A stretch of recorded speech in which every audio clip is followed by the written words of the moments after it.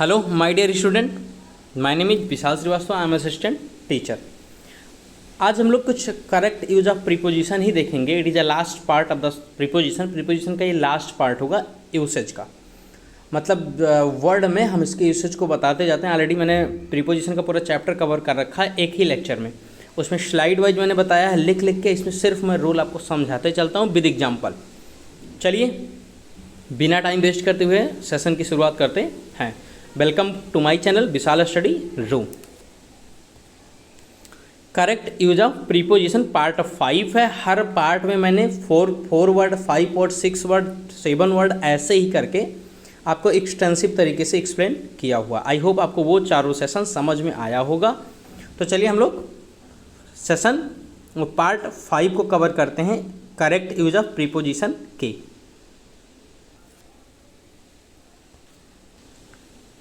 इसमें first word जो हमने लिया है use of beyond. Use of beyond, चलिए बिना टाइम वेस्ट करते हुए यूज ऑफ बियॉन्ड मैं आपको बताता हूँ। Use of beyond, beyond. देखिए बियॉन्ड प्रीपोजिशन होता है जनरली। इसका मतलब होता है उस तरफ या उससे आगे की तरफ। इसका मतलब होता है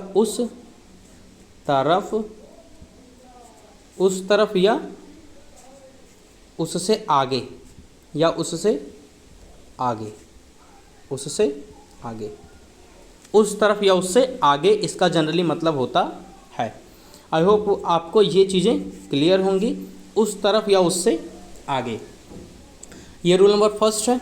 अब चलते हैं, हाँ बियॉन्ड का मतलब उस तरफ या उससे आगे। अब चलिए हम लोग बात करते थे रूल नंबर फर्स्ट के। रूल नंबर फर्स्ट जो हमारा है, रूल नंबर फर्स्ट ये कहता है, रूल फर्स्ट ये बताता है कि उस तरफ या उससे आगे, मतलब द फार्दर साइड के लिए हम लोग किसका यूज करते हैं? द फार्दर साइड के लिए। फार्दर का मतलब जो दूर है, द फार्दर साइड ऑफ के लिए हम बियॉन्ड का यूज करते हैं। आई होप आपको समझ आया होगा। चलिए एग्जाम्पल मैं आपको बता देता हूँ। इसका एग्जाम्पल है, जैसे देखिए एग्जाम्पल है देयर इज अ, एग्जाम्पल है there is a blaze, there is a blaze beyond the pond, beyond the pond, there is a village beyond the pond, there is a village beyond the pond. अब यहाँ देखिए ध्यान से, beyond, यहाँ beyond का use इसलिए हुआ है कि उस तरफ, मतलब there is a village beyond the pond, मतलब पॉन्ड के, तालाब के दूसरी तरफ क्या है? गांव है। तालाब के दूसरी तरफ क्या है? गांव है। पॉन्ड के दूसरी तरफ क्या है? गांव है। आई होप आपको समझ आया होगा। एक और एग्जांपल मैं आपको समझा देता हूँ। Don't go beyond, don't go beyond the river, river के दूसरे साइड ना जाइए, रिवर के दूसरे साइड ना जाइए। ये भी इसका अर्थ हो गया। तो आई होप आपको ये समझ आया होगा। चलिए हम लोग नेक्स्ट रूल के बारे में बात कर लेते हैं। Rule number second use of beyond में। रूल नंबर सेकंड ये कहता है कि बियॉन्ड के अलावा एक्सेप्ट के भी यूज के तरीके से यूज होता है। एक्सेप्ट की जहाँ मीनिंग आएगी, मतलब सिवाय या के अलावा। क्या? सिवाय या के अलावा। जनरली इसके सेंस में भी हम किसका यूज करते हैं? इसके सेंस में भी हम किसका यूज करते हैं? बियॉन्ड का। किसका यूज करते हैं? बियॉन्ड का। आई होप आपको समझ आया होगा। चलिए मैं आपको समझा देता हूँ एग्जाम्पल के थ्रू। चलिए एग्जाम्पल देखिए, माई, एग्जाम्पल है, एक मिनट, एग्जाम्पल है, देखिए रूल नंबर सेकंड एक्सेप्ट का यूज सिवाय या के अलावा के लिए करते हैं। जैसे मैं एग्जाम्पल आपको समझा देता हूँ। My uncle has nothing, my uncle has nothing beyond his private fund, beyond his provident fund, beyond his provident fund, beyond his provident fund, मतलब मेरे अंकल के पास प्रोविडेंट फंड के अलावा, प्रोविडेंट फंड मतलब को पीएफ होता है जो कटता है सैलरी से, उसके अलावा कुछ भी नहीं है। तो बियॉन्ड का यूज के अलावा या सिवाय के तरीके से भी इसका यूज करते हैं। आई होप आपको क्लियर होगा। जनरली बियॉन्ड का दो ही तरीके से यूज करते हैं, तो के अलावा के सेंस में और किसी दूसरे की तरफ होता तो भी हम बियॉन्ड का यूज करते हैं। आई होप आपको समझ आया होगा। चलिए हम लोग नेक्स्ट वर्ड के बारे में बात कर लेते हैं। Use of against, use of against, use of against. देखिए यूज ऑफ अगेंस्ट में रूल नंबर फर्स्ट है। यूज ऑफ अगेंस्ट में आपका रूल नंबर फर्स्ट है। यूज ऑफ अगेंस्ट में आपका रूल नंबर फर्स्ट ये है, सेपरेशन के लिए। किसके लिए? सेपरेशन या अलगाव के लिए। अगर सेपरेशन आ गया। अगेंस्ट का पहला यूज है कंट्रावेंशन के लिए, मतलब विरुद्ध के लिए। किसके लिए? मैं एक्चुअली फ्रॉम का यूज आपको बताने लगा था, दैट वाज माय मिस्टेक।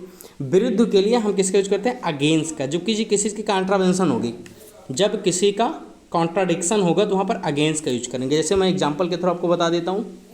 जैसे one should not go against the rule, go against the rule, go against the rule. अगर बहुत ध्यान से देखेंगे तो यहाँ पर देखिए क्या शो हो रहा है कि वन शुड नॉट मतलब किसी एक को भी रूल के विरुद्ध या रूल के खिलाफ नहीं जाना है। तो जनरली जब विरुद्ध का सेंस आएगा तो वहाँ पर अगेंस्ट लगाएंगे। क्या लगाएंगे?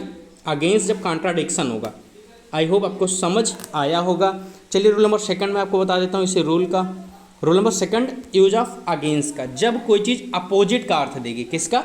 अपोजिट का, मतलब यहाँ भी उल्टे का अर्थ देगी। उल्टा कोई मीनिंग होगा जो अपोजिट का सेंस देगी, तो वहाँ भी हम किसका यूज करते हैं? अगेंस्ट का। जैसे देख लीजिए, मैं आपको समझा देता हूँ। Sailing, SHALLING, sailing against, sailing against, sailing against the current is difficult, current is difficult, sailing again the current is difficult. अब बहुत ध्यान से आप लोग देखिएगा, यहाँ पर देखिए सेलिंग मतलब जो नाव से एक डायरेक्शन से दूसरे डायरेक्शन जाना होता, वही सेलिंग होता है। तो करंट का मतलब धारा, धारा के विरुद्ध अगर आप तैरेंगे तो ये बहुत ही कठिन चीज़ होती है। क्या होती है? कठिन चीज़। तो यहाँ पर किसका आ गया? अपोजिट का सेंस। अपोजिट तो उल्टा, धारा के उल्टा आप चलेंगे तो आप किसका यूज करेंगे? अगेंस्ट का। आई होप आपको समझ आया होगा। अगेंस्ट का रूल एक और भी है, उसको भी मैं आपको यहीं समझा देता हूँ ताकि आपको कोई कन्फ्यूजन ना रहे। जब आगे से आप अगेंस्ट देखें तो आपको तुरंत समझ आ जाए। अगेंस्ट का जनरली सेंस पर की मीनिंग के लिए करते हैं। किसके लिए? पर के लिए। जब कोई चीज़ किसी से सटा कर रखी जाती है, जैसे वाल होती है और ये सीढ़ी होती है। क्या होती है? सीढ़ी। तो वाल पर जो सीढ़ी सटा कर रखी होती है उसके लिए भी हम अगेंस्ट का यूज करते हैं। वाल पर जो सीढ़ी सटा कर होती है उसे हम अगेंस्ट का यूज करते हैं। जैसे एग्जाम्पल मैं आपको समझा देता हूँ। There is a ladder, there is a ladder against the wall, there is a ladder against the wall, there is a ladder against the wall। अगर बहुत ध्यान से देखेंगे तो यहाँ जो लैडर है मतलब सीढ़ी, लैडर का मतलब सीढ़ी वो वाल से सटा कर रखी हुई है। सॉरी, अगेंस्ट AG है आंसर हुआ, AGAINST, अगेंस्ट। तो लैडर जो होगा वो वाल से सटा कर रखा हो, मतलब जनरली ये वाल होगी और लैडर ऐसे होगा। तो जब कोई चीज़ किसी से सटा कर रखी जाएगी तो उसमें भी हम अगेंस्ट का यूज करेंगे। इतना ही अगेंस्ट का यूज है। आई होप आपको समझ आया होगा। चलिए हैं नेक्स्ट टाइप हम लोग फ्रॉम के यूज में। यूज ऑफ फ्रॉम बहुत इंपॉर्टेंट है। Use of from, use of from जब सेपरेशन होगा किसी का, क्या होगा? सेपरेशन। ये रूल नंबर फर्स्ट है। सेपरेशन होगा। सेपरेशन तो अलगाव किसी चीज़ से होगा तो वहाँ फ्रॉम लगाएंगे। जैसे फ्रॉम द मार्केट मतलब मार्केट से आपका अलगाव हो रहा है, आप सेपरेशन हो रहे हैं। ये रूल नंबर फर्स्ट था ऑफ का। तो यहाँ पर किसका यूज करेंगे? सॉरी, फ्रॉम का। रूल नंबर फर्स्ट है फ्रॉम का, तो वहाँ फ्रॉम का यूज करेंगे। जैसे एग्जाम्पल देख लीजिए, he has come from Mumbai, he has come from Mumbai. बहुत ध्यान से यहाँ देखेंगे तो आपको खुद ही समझ में आ जाएगा कि अभी वो क्या कर रहा है। अभी वो क्या कर रहा है? अभी वो मुंबई से वापस आ रहा है। अभी वो मुंबई से वापस आ रहा, तो मुंबई से सेपरेशन उसका हो रहा है। मतलब मुंबई को वो छोड़कर घर आ रहा है या कहीं भी आ रहा है, तो मुंबई को छोड़ रहा है जनरली ना। तो यहाँ सेपरेशन के सेंस में हम किसका यूज करते हैं? फ्रॉम का। जब कहीं से आप किसी चीज़ को छोड़कर किसी चीज़ से अलग होंगे तो वहाँ फ्रॉम का यूज करेंगे, बहुत जनरल है। रूल नंबर सेकंड आपका बहुत इंपॉर्टेंट है कि फ्रॉम का से के, फ्रॉम का मतलब जनरली से ही होता है। तो प्रेजेंट पास्ट फ्यूचर में टाइम अभिव्यक्त करने के लिए हम करने वाले शब्दों से पहले यूज करते हैं। टाइम अभिव्यक्त करने वाले शब्दों से पहले यूज करते हैं प्रेजेंट पास्ट फ्यूचर में। जैसे एग्जांपल देख लीजिए, Mukesh will come here from Sunday. Next Sunday दोनों सही है। संडे नेक्स्ट मतलब अगले संडे तक वो क्या होगा, आ जाएगा। अगले संडे तक वो आ जाएगा। आई होप आपको समझ आया होगा। मुकेश विल कम आएगा हियर फ्रॉम संडे, मतलब अगले संडे से वो यहाँ आएगा। आई होप आपको समझ आया होगा। फ्रॉम कॉज के रीज़न में भी यूज करते हैं, जब कोई चीज़ किसी के कारण होती है, जब कोई चीज़ किसी के कारण होती है। जैसे कॉज के सेंस में भी हम किसका यूज करते हैं, काज मतलब जो कारण बताया जाएगा, तो उसके लिए हम फ्रॉम का ही यूज करते हैं। किसका यूज करते हैं, फ्रॉम का। जैसे एग्जांपल देख लीजिए, his wife has been suffering from fever. अब बहुत ध्यान से देखेंगे, यहाँ कॉज हो गया, फ्रॉम फीवर। बहुत ध्यान से देखेंगे तो यहाँ पर क्या हुआ, सफरिंग फ्रॉम फीवर, फीवर से वो ग्रसित है, उसकी वाइफ जो फीवर से ग्रसित है। तो यहाँ पर जो फीवर से पहले क्या यूज हुआ है, फ्रॉम, क्योंकि कोई चीज़ किसी कॉज है, कॉज मतलब कारण बताया जा रहा है, कोई चीज़ किसी की वजह से है, तो यहाँ पर क्या यूज हुआ है, फ्रॉम। आई होप आपको समझ आया होगा। कोई डाउट होता तो आप बिल्कुल कमेंट सेक्शन में कमेंट कीजिएगा। आई होप आपका फ्रॉम आज से क्लियर होगा। सेपरेशन के लिए करेंगे, टाइम प्रेजेंट करने के लिए करेंगे, और किसी चीज़ का कॉज, अगर कोई चीज़ किसी के कारण होती तो वहाँ पे फ्रॉम का यूज करेंगे। आई होप आपको समझ आया होगा। चलते हैं हम लोग नेक्स्ट वर्ड पर, नेक्स्ट वर्ड पर अबाउट। नेक्स्ट वर्ड जो आपका है वो है अबाउट। नेक्स्ट वर्ड आपका क्या है, अबाउट। नेक्स्ट वर्ड आपका है, आपका नेक्स्ट वर्ड क्या है, अबाउट। नेक्स्ट वर्ड आपका क्या है, अबाउट। अबाउट मतलब के बारे में। ये जनरली इसका भी कुछ रूल होता है, एक ही दो। आई होप आपको समझ अभी विदिन 2 मिनट या 3 मिनट आ जाएगा। जनरली अबाउट का मतलब के बारे में होता है, ये पहला रूल है। जब कोई चीज़ किसी चीज़ के बारे में होगी, किसी से संबंधित होगी, के बारे में या के संबंध में, तो हम वहाँ पर भी किसका यूज करेंगे, के संबंध में। तो वहाँ भी हम किसका यूज करेंगे, अबाउट का। किसका यूज करेंगे, अबाउट का। आई होप आपको समझ आया होगा। चलिए मैं एग्जांपल के थ्रू आपको समझा देता हूँ। किसी चीज़ के बारे में या के संबंध अगर हिंदी में मीनिंग होगी तो उसके लिए हम अबाउट यूज करेंगे। जैसे देखिए मैं आपको समझा रहा हूँ एग्जांपल के through. He has doubt about his honesty. He has doubt about his honesty. उसे अपनी ईमानदारी पर शक है, उसे अपने ईमानदारी पर शक है। He has doubt about his honesty, अपने ईमानदारी के बारे में उसे शक है, या अपनी ईमानदारी के संबंध में उसे शक है। आई होप आपको समझ आया होगा। Tell me about anything, tell me about you, tell me about, अपने बारे में आप बताइए। Tell me something about you, आप अपने बारे में कुछ बताइए। आई होप आपको समझ आया होगा। और फिर अबाउट का यूज करीब करीब के सेंस में करते हैं। अबाउट का यूज करीब करीब, कोई चीज़ मतलब लगभग होगी तो उसके लिए भी हम किसका यूज करेंगे, अबाउट का। जैसे ये बहुत कॉमन एग्जांपल है। It is about 8 o'clock, it is about 8 o'clock, it is about 8 o'clock। लगभग करीब करीब 8 बजे हैं। करीब करीब कितने बजे हैं, 8 बजे। तो अबाउट करीब करीब के सेंस में भी आप अबाउट का यूज करते हो। आई होप आपको समझ आ गया होगा। अबाउट का 2 ही यूज है, एक है के बारे में या किसी से संबंधित होना, दूसरा करीब करीब के सेंस में। जैसे the college is about 6 mile from my village. जैसे the college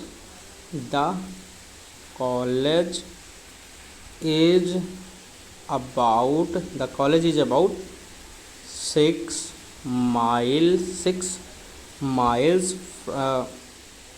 6 mile from my village, sorry.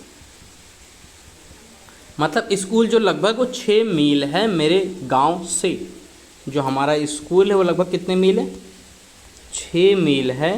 लगभग कितने मील है? 6 मील है हमारे गांव से। लगभग कितने मील है या करीब करीब 6 मील पड़ता है हमारे गांव से हमारा स्कूल, हमारा college.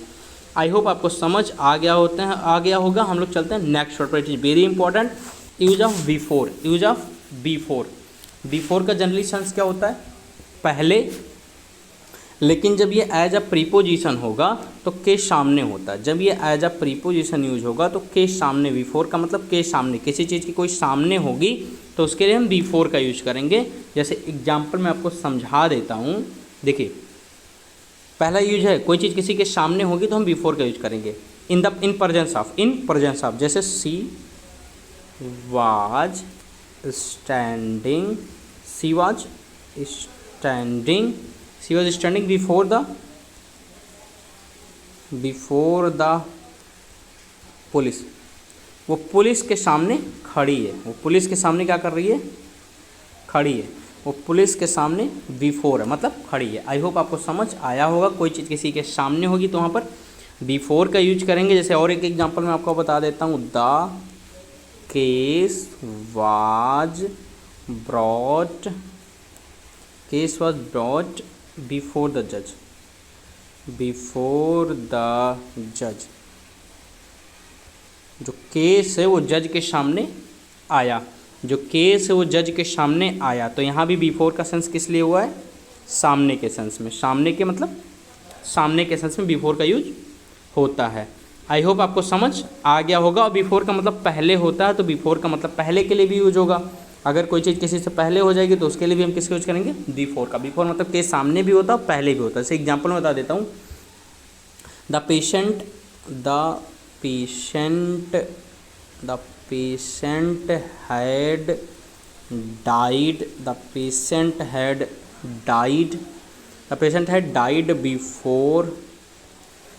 Before the doctor came. Before the doctor केम, ये बहुत अच्छा है। आपने टेंस में ये पढ़ेंगे, परफेक्ट टेंस में। डॉक्टर, बिफोर द डॉक्टर केम। अब यहाँ जो यूज हुआ है बिफोर का वो पहले के सेंस में, मतलब पेशेंट मर गया था डॉक्टर के आने से पहले। डॉक्टर के आने से पहले रोगी मर चुका था। तो यहाँ पहले के सेंस में भी हम बिफोर का यूज करते हैं। जैसे I take meal before going to my tuition centre, मतलब ट्यूशन सेंटर से जाने से पहले मैंने अपना खाना खा लिया था। आई होप आपको समझ आ गया होगा। अब चलते हैं यूज ऑफ आफ्टर। एक्चुअली इसमें मैंने दोनों समझाना था आपको। अभी बिफोर का मैंने 2 रूल बताया। बिफोर का मैंने पहला रूल बताया कि सामने के सेंस में या पहले के सेंस में। कोई चीज़ पहले हो रही है, कोई चीज़ किसी के सामने है तो वहाँ पर हम बिफोर का यूज करते हैं। आफ्टर के यूज वही होगा, जनरली बाद के सेंस में यूज होगा। किसके? बाद के सेंस में या पीछे के सेंस में? बाद के या पीछे, बाद के या पीछे। जैसे मैं एग्जाम्पल बता देता हूँ आपको। He went their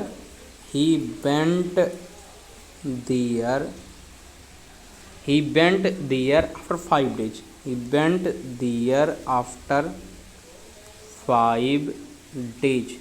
He bent there after 5 days। वह 5 दिनों बाद वहाँ गया। अब यहाँ जो आफ्टर का सेंस आ रहा है, किसका? आफ्टर का, वो बाद आ रहा है। आफ्टर का सेंस यहाँ पर क्या आ रहा है? बाद।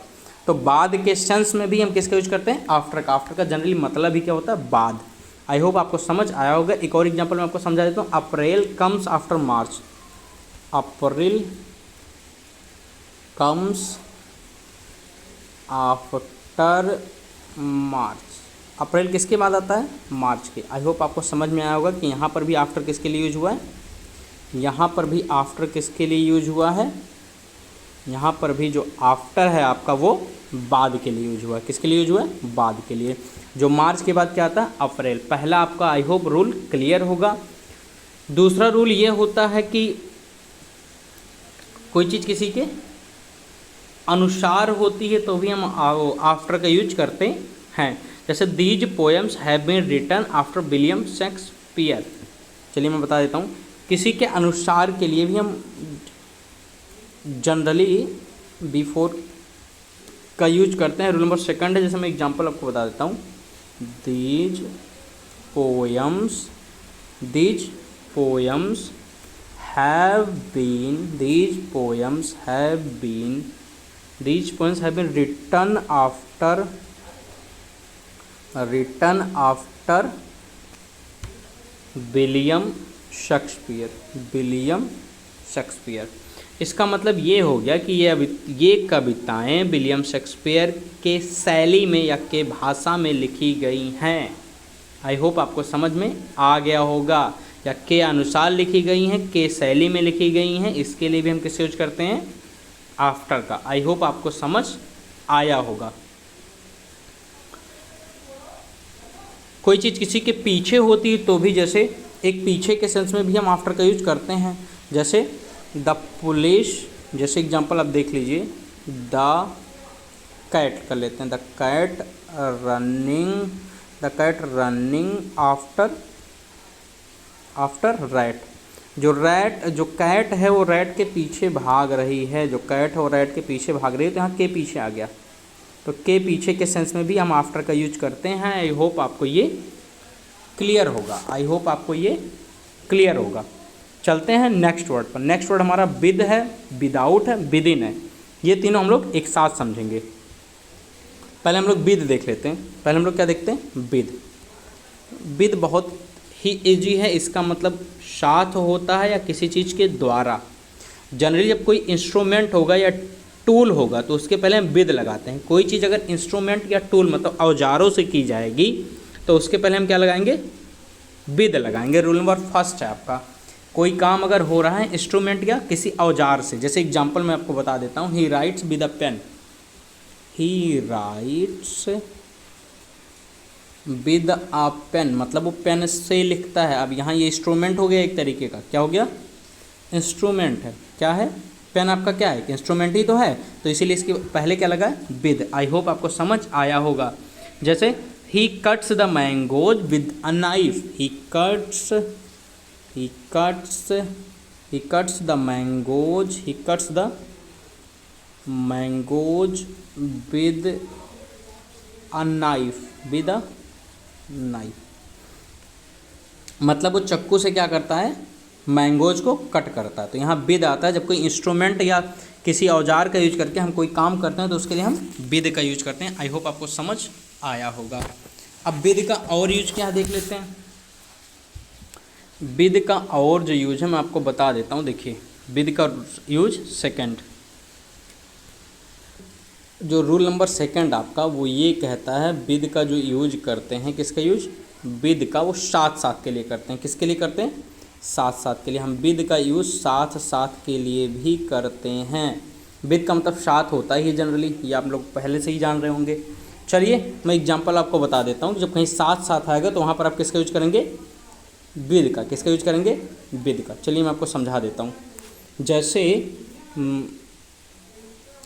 Example, he went to college with his friend, वो अपने दोस्त के साथ कॉलेज जाता है। जनरली सेंस आप लोग जानते होंगे। विद का यूज साथ के सेंस में यूज होता है। जैसे Subodh went to Shimla with his wife, जैसे Ram went to Shimla with his wife, Ram अपनी वाइफ के साथ शिमला जाता है। ये बहुत ईजी, आई होप आपको समझ आया होगा। मैं रूल नंबर आपको थर्ड बता देता हूँ। रूल नंबर थर्ड विद के यूज के लिए, जब किसी से अफर्मेशन होगा, या किसी का विरोध होगा, मतलब सहमत या विरोध दर्ज करने के लिए भी हम विद का यूज करते हैं। सहमत या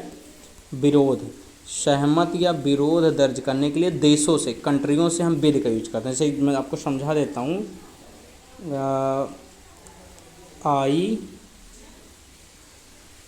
वाज, एक्चुअली कंट्री से भी और साथ साथ लोगों से सहमत दिखाने के लिए विद का यूज करते हैं। Agreed with her for marriage, मैं शादी के लिए उससे राजी हो गया।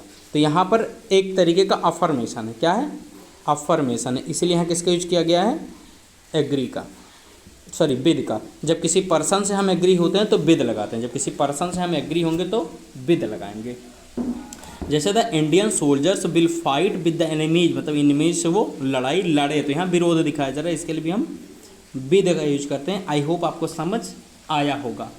एक और आपको मैं यूज बता देता हूँ। विद का प्रयोग क्वालिटी फीचर्स बताने के लिए होता है। क्या, विद का प्रयोग विद का प्रयोग किसी चीज़ की क्वालिटी, क्या क्वालिटी या फीचर बताने के लिए होता है। क्या feature,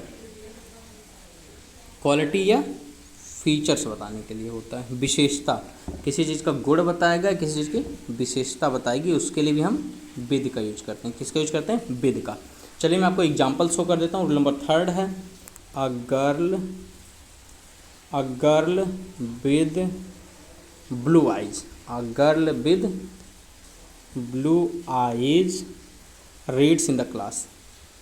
reads in the class, एक लड़की जिसकी आंखें ब्लू हैं और वहाँ रीड्स इन द क्लास, वो क्लास में पढ़ती है। तब देखिए यहाँ गुण हो गया। विद किसके लिए आया है? विद आया है किसके लिए? कोई चीज़ उसकी क्वालिटी है। अरे ब्लू आइज क्या होगी? उसकी क्वालिटी है। तो आई होप आपको समझ आया होगा। Big blue, a girl with blue eyes या big blue eyes, I hope आपको समझ आया होगा। अब चलते हैं हम यूज ऑफ विदाउट देख लेते हैं। यूज ऑफ विदाउट, इसका जनरली सेंस होता है के बिना। किसी चीज़ के बिना आप कोई चीज़ करेंगे तो वहाँ पर क्या लगाएंगे? विदाउट। किसी चीज़ को छोड़कर, जैसे एग्जांपल देख लीजिए, we can not live without water. अब यहाँ देखिए किसी चीज़ को छोड़कर हम वाटर के बिना, पानी के बिना जिंदा नहीं रह सकते। हम पानी के बिना जिंदा नहीं रह सकते। तो यहाँ पर देखिए किसी चीज़ को छोड़कर बात हो रही है, इसलिए विदाउट का यूज हुआ है। विदाउट का यूज, किसी चीज़ को छोड़कर हम कोई चीज़ नहीं कर सकते तो वहाँ विदाउट का यूज होगा। जैसे one can not write without pen, मतलब कोई भी बिना पेन के नहीं लिख सकता है। तो के बिना या बिना के लिए, छोड़ कर के लिए हम विदाउट का यूज करते हैं। जैसे we can not see without eye, हम आँख के बिना देख ही नहीं सकते। आई होप आपको समझ आया होगा। मैं आपको बस विदाउट का इतना यूज है। विदाउट का जनरली यूज क्या है? के बिना या किसी चीज़ को छोड़कर, के बिना या किसी चीज़ को छोड़कर। जैसे one can not write without a pen, मतलब बिना पेन के वो नहीं लिख सकता। A women can not live without a man, मतलब वोमेन एक मैन के बिना नहीं रह सकती। आई होप आपका विदाउट समझ में आया होगा। हम लोग विदिन देख लेते हैं। विदिन भी अच्छा वर्ड है, ये भी बहुत छोटा है लेकिन इम्पॉर्टेंट है। विदिन का मतलब समय के कोई चीज़ अंदर ही कर लेना। इसका मतलब जो आपको समय दिया गया है निर्धारित, उससे आप पहले ही किसी चीज़ को कर लेना। जैसे मैं आपको एग्जांपल बताता हूँ, आई शैल, एक ही इसका यूज है। किसी जब समय के अंदर ही आप कर लेंगे तो विदिन लगाएंगे। शैल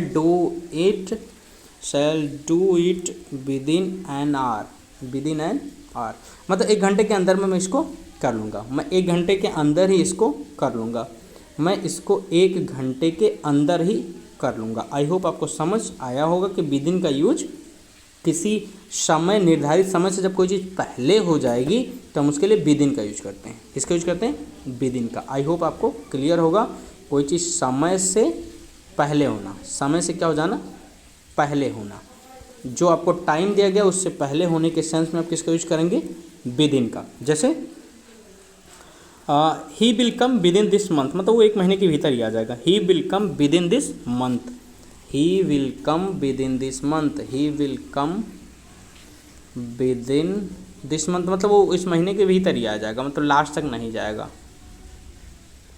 इन दिस मंथ मतलब वो इस महीने के अंदर ही आ जाएगा, वो इस महीने से ऊपर या इस महीने के पार नहीं जाएगा। आई होप आपको समझ आ गया होगा कि विदिन का मतलब, सॉरी विदिन है, विदिन नहीं, जी नहीं है।